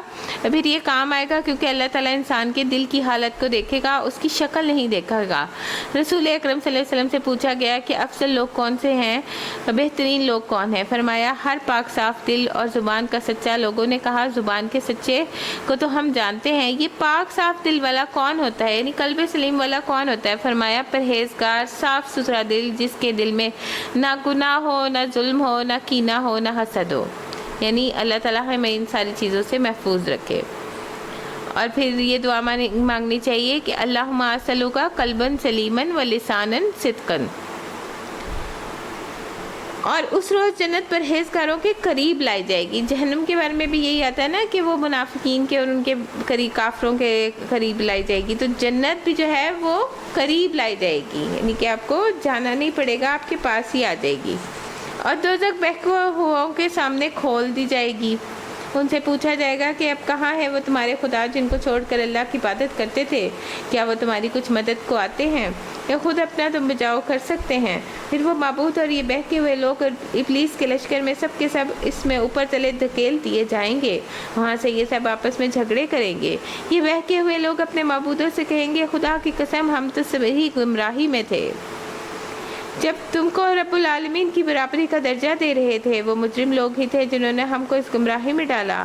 اب نہ ہمارا کوئی سفارشی ہے، نہ کوئی جگری دوست، کاش ہمیں ایک دفعہ پلٹنے کا موقع مل جائے کہ ہم مومن ہوں۔ یقیناً اس میں بڑی نشانی ہے، مگر ان کے لیے اکثر لوگ ایمان لانے والے نہیں۔ اور حقیقت یہ ہے کہ تیرا رب زبردست بھی ہے اور رحیم بھی، یعنی وہ واپس جائیں گے۔ قوم نوح نے رسولوں کو جھٹلایا، یاد کرو جبکہ ان کے بھائی نوح نے ان سے کہا تھا کیا تم ڈرتے نہیں ہو، میں تمہارے لیے ایک امانت دار رسول ہوں۔ بھائی اس لیے کہا گیا کیونکہ انبیاء جو ہوتے ہیں وہ قوم کے بھائی ہوتے ہیں، لہٰذا تم اللہ سے ڈرو، فاتقوا اللہ واطیعونی، اور میری اطاعت کرو۔ میں اس کام پہ تم سے کسی اجر کا طالب نہیں ہوں، میرا اجر تو رب العالمین کے ذمہ ہے، بس تم اللہ سے ڈرو اور بے کھٹ کے میری اطاعت کو قبول کرو۔ انہوں نے جواب دیا کیا ہم تجھے مان لیں حالانکہ تیری پیروی رذیل لوگوں کے سوا کسی نے اختیار نہیں کی؟ نوح علیہ السلام نے کہا میں کیا جانوں ان کے عمل کیسے ہیں، ان کا حساب تو میرے رب کے ذمہ ہے۔ یعنی ہمیشہ یہ ہوا ہے کہ انبیاء کو ماننے کے لیے کمزور طبقہ ہی سب سے پہلے آگے آتا ہے، جیسے حضرت بلال ہیں تو ہم ان کو کیا کہتے ہیں؟ سیدنا بلال۔ کاش تم کو شعور سے کام لو، میرا یہ کام نہیں کہ جو ایمان لائیں ان کو میں دھتکار دوں، میں تو بس ایک صاف متنبہ کرنے والا ہوں۔ انہوں نے کہا اے نوح اگر تو باز نہ آئے تو پھٹکارے ہوئے لوگوں میں شامل ہو کر رہے گا۔ نوح نے دعا کی اے میرے رب میری قوم نے مجھے جھٹلا دیا ہے، اور 950 سال کے بعد دعا کی تھی اے میرے رب ان کے اور میرے درمیان 2 ٹوک فاصلہ کر دے، مجھے اور مومن جو میرے ساتھ ہیں ان کو نجات دے۔ آخر کار ہم نے اس کو اور اس کے ساتھیوں کو ایک بھری ہوئی کشتی میں بچا لیا، اس کے بعد باقی لوگوں کو غرق کر دیا۔ یقیناً اس میں نشانی ہے، مگر ان میں سے اکثر لوگ ماننے والے نہیں، اور حقیقت یہ ہے کہ تیرا رب زبردست بھی ہے اور رحیم بھی۔ عاد نے رسولوں کو جھٹایا، اور یاد کرو جبکہ ان کے بھائی ہود نے ان سے کہا تھا کیا تم ڈرتے نہیں، میں تمہارے لیے ایک امانت دار رسول ہوں، لہٰذا تم اللہ سے ڈرو، واطیعونی، اور میری اطاعت کرو۔ میں تم پہ اس کام پر کسی اجر کا طالب نہیں، میرا اجر تو رب العالمین کے ذمہ ہے۔ اور تمہارا کیا خیال ہے ہر اونچے مقام پر لا حاصل ایک یادگار عمارت بنا ڈالتے ہو؟ یعنی ان کا کیا کام تھا؟ اونچی عمارتیں بناتے تھے اور بڑے بڑے قصر تعمیر کرتے ہو، بڑے بڑے محل بناتے تھے، گویا تمہیں ہمیشہ رہنا ہے۔ وَإِذَا بَطَشْتُمْ جَبَّارِينَ، اور جب کسی پہ ہاتھ ڈالتے ہو جبار بن کر ڈالتے ہو۔ جبار اللہ کی صفت ہے، لیکن یہ کیا تھے؟ ڈاکے ڈالتے تھے، رہزن تھے۔ بس تم لوگ اللہ سے ڈرو۔ یہ جو آیت ہے وَإِذَا بَطَشْتُمْ جَبَّارِينَ، یہ کسی چیز کے کاٹنے پہ، سانپ بچھو کے کاٹنے پہ بھی دم کرنے کے لیے استعمال ہوتی ہے، اور آپ کو پتہ ہے کہ اللہ نے کہا ہے کہ قرآن سے دم کیا کرو، یہ شفا بھی ہے اور رحمت بھی ہے۔ بس تم لوگ اللہ ہی سے ڈرو اور میری اطاعت کرو، ڈرو اس سے جس نے تمہیں وہ کچھ دیا ہے جو تم جانتے ہو، اور تمہیں جانور دیے ہیں، اولادیں دی ہیں، باغ دیے، چشمے دیے، یعنی اللہ اپنی نعمتیں گنوا رہے ہیں۔ مجھے تمہارے حق میں ایک بڑے دن کے عذاب کا ڈر ہے۔ انہوں نے جواب دیا، تو نصیحت کر یا نہ کر، ہمارے لیے سب یکساں ہیں، یہ باتیں تو یوں ہی ہوتی چلی آئی ہیں اور ہم اب عذاب میں مبتلا ہونے والے نہیں۔ آخرکار انہوں نے اسے جھٹلا دیا اور ہم نے ان کو ہلاک کر دیا۔ یقیناً اس میں ایک نشانی ہے مگر ان لوگوں کے اکثر ماننے والے نہیں، اور حقیقت یہ ہے کہ تیرا رب زبردست بھی ہے اور رحیم بھی ہے۔ وَإِنَّ رَبَّكَ لَهُوَ الْعَزِيزُ الرَّحِيمُ۔ اور سمود نے رسولوں کو جھٹلایا، یاد کرو جب ان کے بھائی صالح علیہ السلام نے ان سے کہا، کیا تم ڈرتے نہیں؟ میں تمہارے لیے ایک امانت دار رسول ہوں، لہٰذا تم اللہ سے ڈرو اور میری اطاعت قبول کرو۔ اس کام پر میں تم سے کسی اجر کا طالب نہیں، میرا اجر تو رب العالمین کے ذمے ہے۔ کیا تم ان سب چیزوں کے درمیان جو یہاں ہے بس یوں ہی اطمینان سے رہنے دیے جاؤ گے؟ ان باغوں چشموں میں، ان کھیتوں نخلستانوں میں جن کے خوشے رس بھرے ہیں، تم پہاڑوں کو کھود کھود کے فخریاں اس پہ عمارت بناتے تھے۔ یہ صالح علیہ السلام کی قوم جو تھی وہ پہاڑوں کو تراش کے ان میں گھر بناتی تھی، اور سوچیں پہاڑ کتنے سخت ہوتے ہیں، اور اس وقت تو کوئی ڈرلز بھی نہیں تھی۔ اللہ سے ڈرو اور میری اطاعت کرو۔ تمام انبیاء نے ایک ہی پیغام دیا، فاتقوا اللہ وآطیعونی، لیکن یہ لوگ مان کے نہ دیے۔ اس کے بعد کیا ہوا کہ عذاب آ گیا، اور اللہ کی جب پکڑ آ جاتی ہے تو وہ پھر کسی کو نہیں چھوڑتا۔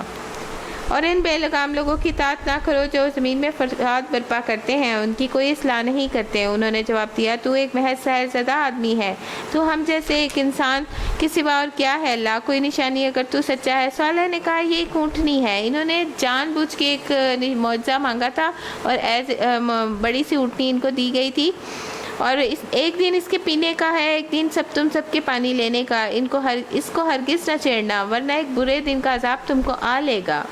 مگر انہوں نے اس کی پونچھیں کاٹ دیں، اس کے پیروں کی رگیں کاٹ دی تھیں، اور آخرکار پچھتاتے رہ گئے، کیونکہ حضرت صالح نے کہا تھا اس کو تنگ نہ کرنا، اور وہ سارا پانی پی جاتی تھی۔ یہ آزمائش تھی۔ عذاب نے انہیں آ لیا، یقیناً اس میں ایک نشانی ہے، ان میں سے اکثر ماننے والے نہیں۔ حقیقت یہ ہے کہ تیرا رب زبردست بھی ہے، رحیم بھی۔ لوط کی قوم نے رسولوں کو جھٹلایا، یاد کرو جب ان کے بھائی لوط نے ان سے کہا، کیا تم ڈرتے نہیں؟ میں تمہارے لیے ایک امانت دار رسول ہوں۔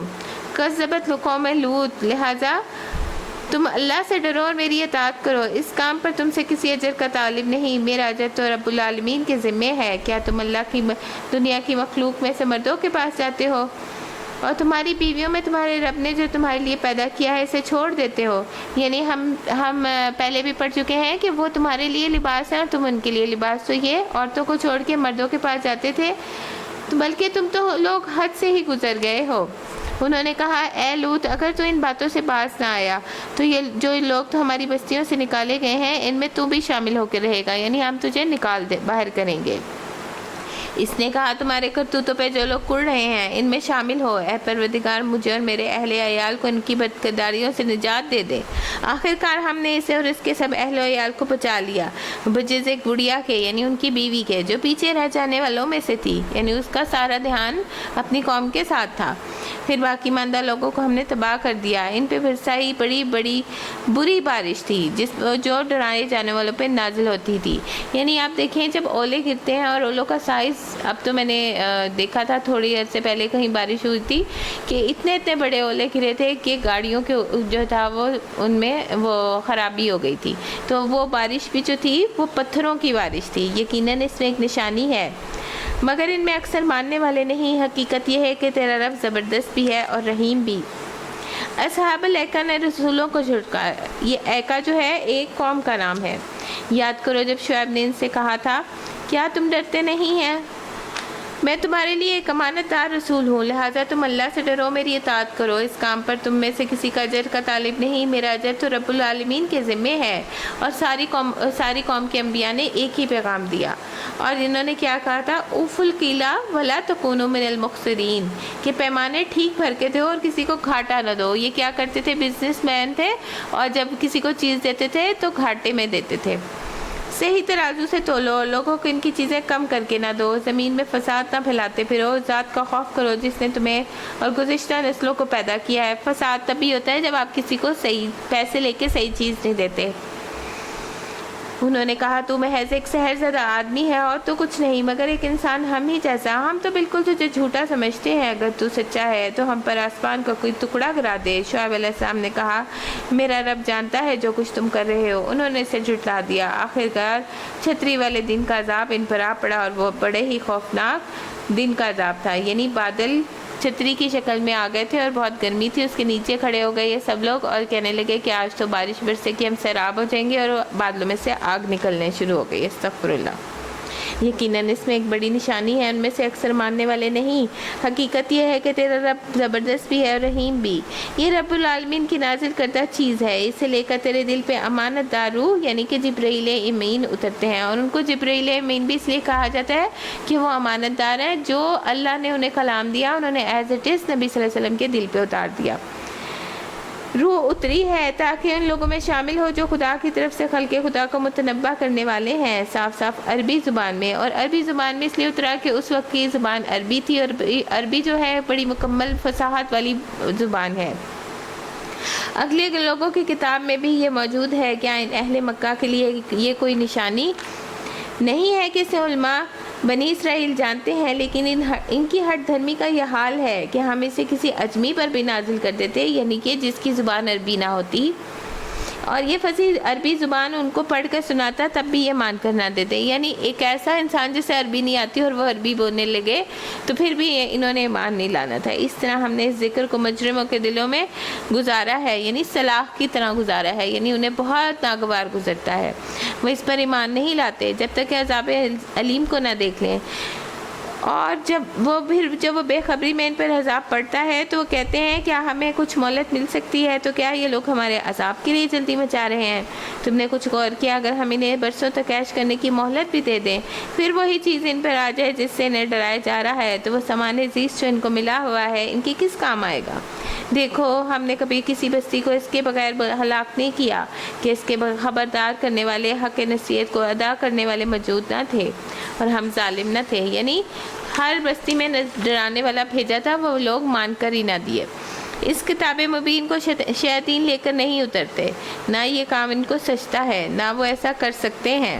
وہ تو اس کی سماعت تک سے دور رکھے گئے تھے, اور جب وہ سنگن لے لیتے ہیں تو آپ نے پڑھا تھا کہ ایک شعلہ ان کا پیچھا کرتا ہے. بس اے محمد صلی اللہ علیہ وسلم اللہ کے ساتھ کسی دوسرے معبود کو نہ پکارو ورنہ تم بھی سزا پانے والوں میں سے ہو جاؤ گے. اور اپنے وَأَنذِرْ عَشِيرَتَكَ الْأَقْرَبِينَ اور اپنے قریب ترین رشتہ داروں کو ڈرائیے. اور یہ حکم ہوا تھا تو پھر آپ نے اپنی ایک دعوت کی تھی, پھپھیوں اور چچاؤں اور سب کو جمع کیا تھا اور پھر اللہ کی تبلیغ کی تھی, اور یہی کہا تھا کہ اگر دشمن آ رہا ہے میں اس سے تمہیں ڈراؤں.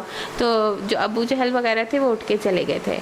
ایمان لانے والوں میں سے جو لوگ تمہاری پیروی کریں گے اور ان کے ساتھ تواضع سے پیش آؤ, یعنی نرمی سے. لیکن اگر وہ تمہاری نافرمانی کریں تو ان سے کہہ دو جو کچھ تم کرتے رہے ہو اس سے میں بری و ذمہ ہوں, اور اس زبردست رحیم پر توکل کرو جو تمہیں اس وقت دیکھ رہا ہوتا ہے جب تم اٹھتے ہو. سجدہ گزار لوگوں میں تمہاری نقل و حرکت پہ نگاہ رکھتا ہے, وہ سب کچھ سننے اور جاننے والا ہے.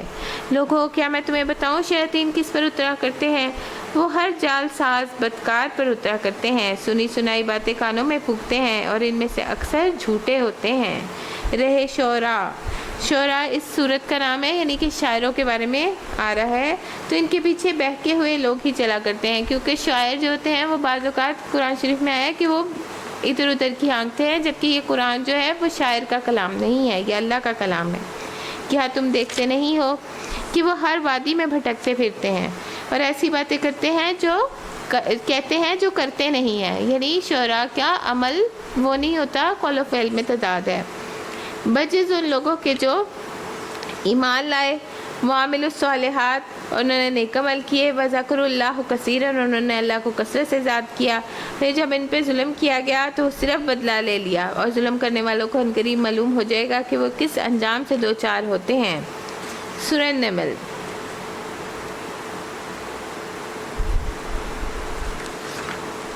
بسم اللہ الرحمن الرحیم. طاسین تلک آیات القرآن و کتاب مبین. طاسین یہ آیات ہیں قرآن اور کتاب مبین کی, ہدایت و بشارت ہے. ان ایمان لانے والوں کے لیے جو نماز قائم کرتے ہیں، الذین یقیمون الصلاۃ ویؤتون الزکاۃ وہم بالآخرۃ ہم یوقنون، اور وہ زکوٰۃ دیتے ہیں اور ایسے لوگ ہیں جو آخرت پہ پورا یقین رکھتے ہیں۔ ان الذین لا یؤمنون بالآخرۃ، اور وہ لوگ، حقیقت یہ ہے جو لوگ آخرت پہ کو نہیں مانتے، ان کے لیے ہم نے دنیا کی زندگی کو، ان کے کرتوتوں کو خوشنما بنا دیا ہے، اس لیے وہ بھٹکتے پھرتے ہیں۔ یہ وہ لوگ ہیں جن کی بری سزا ہے، اور آخرت میں یہی لوگ سب سے پیچھے خسارے میں رہنے والے ہیں۔ اے محمد صلی اللہ علیہ وسلم، بلا شبہ یہ تمہیں قرآن ایک حکیم علیم ہستی کی طرف سے پا رہے ہو، اور انہیں اس وقت کا قصہ سناؤ جب موسیٰ نے اپنے گھر والوں سے کہا مجھے ایک آگ نظر آئی ہے تو میں یہاں بھی وہاں سے خبر لے آتا ہوں یا کوئی انگارہ چن کے لاتا ہوں تاکہ تم لوگ گرم ہو سکو۔ یعنی سردی بہت تھی، سفر تھا، اور یہ مدین سے واپسی پہ مصر جا رہے تھے۔ وہاں جو پہنچا تو ندائی کہ مبارک ہے وہ جو اس آگ میں ہے، جو اس کے ماحول میں ہے، پاک ہے اللہ سب جہانوں کا پروردگار۔ یا موسیٰ انہ انا اللہ عزیز الحکیم، کہ اے موسیٰ یہ میں ہوں اللہ زبردست اور دانا۔ اور پھینک تو ذرا اپنی لاٹھی، جو ہی کہ موسیٰ نے دیکھا لاٹھی سانپ کی طرح بل کھا رہی تھی، اور وہ پیٹ پھیر کر بھاگا اور پیچھے مڑ کے بھی نہ دیکھا، یعنی ڈر گئے۔ اے موسیٰ علیہ السلام ڈرو نہیں، میرے حضور رسول ڈرا نہیں کرتے۔ لا تخف انی لا یخاف لدی المرسلون، الا یہ کہ کسی نے قصور کیا ہو، اگر برائی کے بعد اس نے بھلائی سے اپنے فعل کو بدل لیا تو میں معاف کرنے والا ہوں، اور ذرا اپنا ہاتھ گریبان میں تو ڈال، چمکتا ہوا نکلے گا بغیر کسی تکلیف کے۔ یہ 2 نشانیاں ہیں 9 نشانیوں میں سے فرعون اور اس کی قوم کی طرف لے جانے کے لیے، وہ بڑے بد کردار لوگ ہیں۔ مگر جب ہماری کھلی کھلی نشانیاں ان لوگوں کے سامنے آئیں تو انہوں نے کہا یہ تو کھلا جادو ہے، انہوں نے سراسر ظلم اور غرور کی راہ سے نشانیوں کا انکار کیا، حالانکہ دل ان کے قائل ہو چکے تھے۔ اب دیکھ لو ان مفسدوں کا انجام کیسا ہوا، بحر احمر میں ڈوب گئے۔ دوسری طرف ہم نے داؤد علیہ السلام کو سلیمان کو علم عطا کیا، اور انہوں نے کہا شکر ہے اس خدا کا جس نے ہم کو اپنے بہت سے بندوں پر فضیلت عطا کی، اور داؤد کا وارث سلیمان ہوا، اور ان کو ایسی سلطنت پوری نعمتوں سے نوازا گیا تھا کہ سلیمان علیہ السلام نے دعا کی تھی کہ اللہ پاک جیسی بادشاہت مجھے دی ہے بعد میں دنیا میں کسی کو نہ دینا۔ اور اس نے کہا لوگوں ہمیں پرندوں کی بولیاں سکھائی گئی تھیں، ہمیں ہر طرح کی چیزیں دی گئیں، بے شک یہ اللہ کا نمایاں فضل ہے۔ سلیمان کے لیے جن اور انسان پرندوں کے لشکر جمع کر دیے گئے، اور وہ پورے ضبط میں رکھے جاتے تھے، یعنی بڑے ڈسپلنڈ تھے، جن بھی اور پرند بھی۔ ایک مرتبہ وہ ان کے ساتھ کوچ کر رہا تھا، یہاں تک کہ یہ سب چونٹیوں کی وادی میں پہنچے تو ایک چونٹی نے کہا، نمل کسے کہتے ہیں؟ چونٹی کو، اسی سے سورت کا نام ماخوذ ہے۔ اے چونٹیوں اپنے بلوں میں گھس جاؤ، کہیں ایسا نہ ہو سلیمان اور اس کے لشکر تمہیں کچل ڈالے اور انہیں خبر بھی نہ ہو۔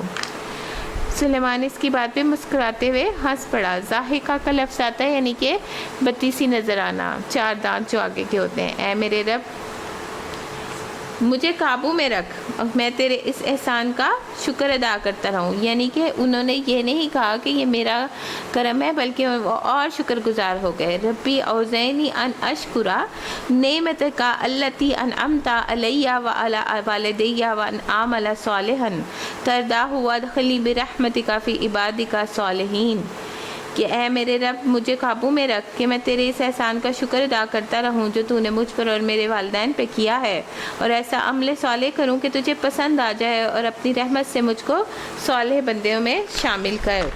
ایک اور موقع پر سلیمان علیہ السلام نے پرندوں کا جائزہ لیا اور کہا کیا بات ہے کہ میں فلاں ہدہد کو نہیں دیکھ رہا، یعنی انہیں اپنے سارے جتنے بھی لوگ تھے ان سب کا پتہ تھا، کیا وہ کہیں غائب ہو گیا ہے یا میں اسے سخت سزا دوں گا یا ذبح کر دوں گا، ورنہ اسے میرے سامنے معقول وجہ پیش کرنی ہوگی۔ کچھ زیادہ دیر نہ گزری تھی کہ اس نے آ کے کہا میں نے وہ معلومات حاصل کی ہیں جو آپ کے علم میں نہیں، میں سبا کے متعلق یقینی اطلاع لے کے آیا ہوں۔ وہاں میں نے ایک عورت دیکھی ہے جو اس قوم کی حکمران ہے، اس کو ہر طرح کا سر و سامان بخشا گیا ہے، یعنی بڑی فضل نعمتیں تھیں، اور اس کا تخت بڑا عظیم و شان ہے۔ میں نے دیکھا اس کی قوم اللہ کے بجائے سورج کے آگے سجدہ کرتی ہے، شیطان نے ان کے اعمال ان کے لیے خوشنما بنا دیے ہیں، یعنی شیطان کہتا ہے بہت اچھے کام ہیں جو تم کر رہے ہو، انہوں نے شہراز سے روک دیا، اس کی وجہ سے وہ سیدھا راستہ نہیں پاتے، یعنی صراط مستقیم نہیں ملتا کہ اسے خدا کے آگے سجدہ کریں جو آسمان اور زمین کی پوشیدہ چیزیں نکالتا ہے اور وہ سب کچھ جانتا ہے جسے تم لوگ چھپاتے اور ظاہر کرتے ہو۔ اللہ لا الہ الا ہوا رب العرش العظیم، اور اللہ کہ وہ ہے جس کے سوا کوئی مستحق عبادت نہیں، جو عرش عظیم کا مالک ہے۔ سلیمان نے کہا ابھی ہم دیکھے لیتے ہیں تو نے سچ کہا ہے یا جھوٹ بولنے والوں میں ہے، یہ میرا خط لے جا اور اسے ان لوگوں کی طرف ڈال دے، پھر الگ ہٹ کر دیکھ کہ وہ کیا رد عمل اختیار کرتے ہیں۔ اور ملکہ بولی اے اہل دربار، میری طرف ایک بڑا اہم خط پھینکا گیا ہے، وہ سلیمان کی جانب سے ہے اور اللہ رحمان و رحیم کے نام سے شروع کیا گیا ہے، اور مضمون یہ ہے کہ میرے مقابلے میں سرکشی نہ کرو اور مسلم ہو کے میرے پاس حاضر ہو جاؤ۔ خط سنا کر ملکہ نے کہا، یعنی اس نے مشورہ کیا، مشاورے سے کام لیا، اے سرداران قوم، میرے اس معاملے میں مجھے مشورہ دو، میں کسی معاملے کا فیصلے کا تمہارے بغیر نہیں کرتی۔ انہوں نے جواب دیا، ہم طاقتور اور لڑنے والے لوگ ہیں، آگے فیصلہ آپ کے ہاتھ میں ہے، آپ خود دیکھ لیں کہ آپ کو کیا حکم دینا ہے۔ ملکہ نے جواب دیا، بادشاہ جب کسی ملک میں گھس جاتے ہیں تو اسے خراب اور اس کی عزت داروں کو ذلیل کر دیتے ہیں، یہی کچھ وہ کیا کرتے ہیں، یعنی جب جنگ لگتی ہے تو ظلم تو ہوتا ہی ہے، میں ان لوگوں کی طرف ایک ہدیہ بھیجتی ہوں، یعنی یہ اس کی حکمت عملی تھی، پھر دیکھتی ہوں میرے ایلچی کیا جواب لے کے پلٹتے ہیں۔ جب وہ ملکہ کا سفیر سلمان کے ہاں پہنچا تو اس نے کہا، کیا تم لوگ مال سے میری مدد کرنا چاہتے ہو؟ یعنی اللہ نے انہیں اتنا دے رکھا ہے، مجھے اتنا دے رکھا ہے کہ اس سے زیادہ بھی ہے جو تمہیں دیا ہے، تمہارا ہدیہ تمہیں کو مبارک۔ اے سفیر واپس جا اپنے بھیجنے والوں کی طرف، ہم ان پر ایسے لشکر لے کر آئیں گے جن کا وہ مقابلہ نہ کر سکیں گے، اور آپ کے لشکروں میں تو جن بھی تھے، ہم انہیں ایسی ذلت کے ساتھ وہاں سے نکالیں گے کہ وہ خوار ہو کے رہ جائیں گے۔ سلیمان علیہ السلام نے کہا، اے اہل دربار، تم میں سے کون اس کا تخت میرے پاس لا؟ جو ہی کہ سلیمان نے وہ تخت اپنے پاس رکھا ہوا دیکھا، وہ پکار اٹھا، یہ میرے رب کا فضل ہے، یعنی ان میں تکبر نہیں آیا، اور وہ کیا بولے، ھذا من فضل ربی، تاکہ وہ مجھے آزمائے کہ میں شکر کرتا ہوں یا کافر نعمت بن جاتا ہوں۔ یعنی مال پا کے بہت سے لوگ کفران نعمت بھی کرنے لگتے ہیں، جھکتے نہیں ہیں، جبکہ اللہ پاک کیا کہتے ہیں کہ اگر تم شکر ادا کرو گے تو میں تمہیں اور زیادہ کروں گا، اور جو شکر کرتا ہے اس کا شکر اس کے اپنے لیے ہی مفید ہے۔ وَمَن كَفَرَ فَإِنَّ رَبِّي غَنِيٌّ كَرِيمٌ، اور جو کوئی ناشکری کرے گا تو میرا رب بے نیاز ہے، اپنی ذات میں آپ ہی بزرگ ہے۔ سلیمان نے کہا، انجان طریقے سے اس کا تخت اس کے سامنے رکھ دو، دیکھیں کہ وہ پہچانتی ہے کہ نہیں، یعنی کہ اس میں تھوڑی سی چینجنگ کر دی گئی، وہ صحیح بات تک پہنچتی ہے یا ان لوگوں میں سے ہے جو راہ راست نہیں پاتے۔ بلکہ ملکہ جب حاضر ہوئی تو اس سے کہا گیا، کیا تیرا تخت ایسا ہی ہے؟ وہ کہنے لگی، یہ تو گویا وہی ہے، ہم تو پہلے ہی جان گئے تھے اور ہم نے سر اطاعت جھکا دیا تھا، یا ہم مسلم ہو چکے تھے، یعنی اس نے اسلام قبول کر لیا۔ اس کو ایمان لانے والوں نے جس چیز سے روک رکھا تھا وہ ان معبودوں کی عبادت تھی جنہیں وہ اللہ کے سوا پوچھتی تھی، کیونکہ وہ ایک کافر قوم سے تھی۔ اس نے کہا، محل میں داخل ہو۔ اس نے جو دیکھا تو سمجھی کہ پانی کا حوض ہے، اترنے کے لیے اس نے اپنے پائنچے اٹھائے، یعنی جنہوں نے جو تھا وہ ایسا فرش تعمیر کیا ہوا تھا، اتنا شفاف شیشے کا کہ نیچے سے پانی گزرتا ہوا نظر آ رہا تھا۔ اور سلیمان نے کہا، یہ شیشے کا چکنا فرش ہے۔ اس پر وہ پکار اٹھی، اے میرے رب، آج تک میں اپنا نفس پہ بڑا ظلم کرتی رہی۔ قالت ربی انی ظلمت نفسی واسلمت مع سلیمان للہ رب العالمین، اور اب میں سلیمان کے ساتھ اللہ رب العالمین کی اطاعت قبول کرتی ہوں۔ اور سمود کی طرف ہم نے ان کے بھائی صالح کو یہ پیغام دے کر بھیجا کہ اللہ کی بندگی اختیار کرو، تو یکایک وہ دو جھگڑنے والے فریق بن گئے۔ صالح نے کہا، اے میری قوم کے لوگوں، بھلائی سے پہلے برائی کے لیے کیوں جلدی مچاتے ہو؟ یعنی وہ کہتے تھے، لے آؤ وہ دھمکی جس کا تم وعدہ کرتے ہو، کیوں نہیں اللہ سے مغفرت طلب کرتے، شاید کہ تم پر رحم کیا جائے۔ انہوں نے کہا، ہم نے تو تمہارے ساتھیوں کو بچگنی کا نشان پایا ہے، یعنی ہم تمہیں بڑا منحوس سمجھتے ہیں۔ صالح نے جواب دیا، تمہارے نیک اور بدشگون کا سر رشتہ تو اللہ ہی کے پاس ہے، یعنی اللہ ہی دیتا ہے جس کو دینا ہوتا ہے، اصل بات یہ ہے کہ تم لوگوں کی آزمائش ہو رہی ہے۔